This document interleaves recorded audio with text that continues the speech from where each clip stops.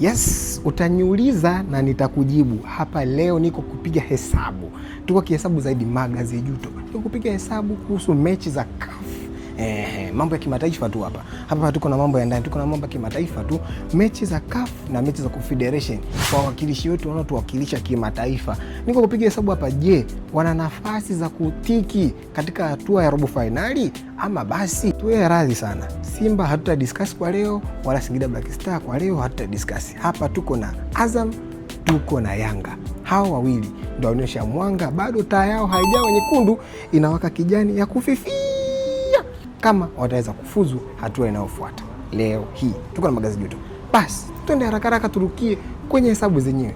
Ikiwa Dar es Salaam Young African ana pointi 5 mpaka sasa, na aliyemfunga jana FAR Rabat ana pointi 8 mpaka sasa, je, ili Yanga aende hatua ya robo finali katika mechi ya mwisho anapaswa afanye mambo yafuatayo hivi. Yanga kwanza anapaswa kumfunga JS Kabylie ambaye anakutana naye Zanzibar, ambao mechi ya kwanza akiwa away walitoka 0-0, suluhu ya bila kufungana. Anatakiwa amfunge, na sio kumfunga tu, kwa sababu kumfunga atakosa pointi 3, itakuwa mfanya awe na pointi 8. Yanga kuwa na pointi 8 inamweka sawa na FAR Rabat mwenye pointi 8 ambaye mechi yake inayokuja ya mwisho anakutana na Ahly akiwa mjini Cairo, nyumbani kwa Ahly.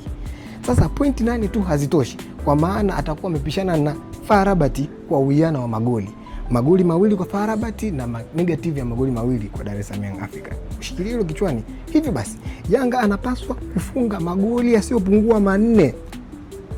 Ikibidi inaweza kama 3, lakini 4 ndio possibility kubwa sana Dar es Salaam Young Africa kuto kupata kikwazo chochote kutoka kwa FAR Rabat. Ikiwa FAR Rabat akiruhusu magoli kwa Ahly either 1-0 au 2-0, itamfutia magoli aliyokuwa nayo, hivyo Yanga atapita kwa uwezekano wa magoli ambayo atakuwa ameconsume kutoka kwa JS Kabylie.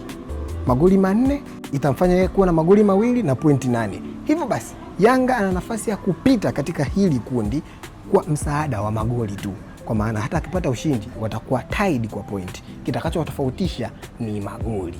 Wakifanana tutawaachia viongozi watuambie na kuaje. Achana na hilo, tuna Azam bwana, hao kwanza tuwapigie makofi.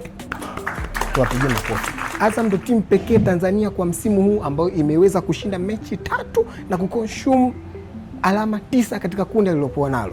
Lakini sasa utashangaa kusikia hili, kwa sababu Azam yuko nafasi ya 3 katika kundi alilopo, ikiwa nafasi ya kwanza ana alama 9, nafasi ya pili wana alama 9, na nafasi ya 3 walipo Azam kuna alama 9. That means ili kundi ni gumu na ni gumu na ni gumu tena mbaya zaidi.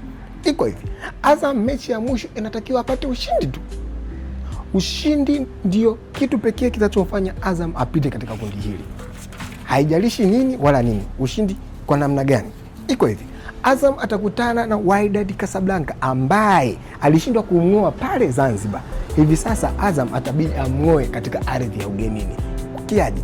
Mechi ya mwisho Azam anacheza na Wydad Casablanca ambaye kwa sasa ana alama 9 na Azam ana alama 9. Azam akiweza kushinda hii mechi itamsaidia yeye kuwa nafasi ya pili ama kuwa nafasi ya kwanza, ikiwa Casablanca atapoteza game yake ya leo ama atasuru game yake.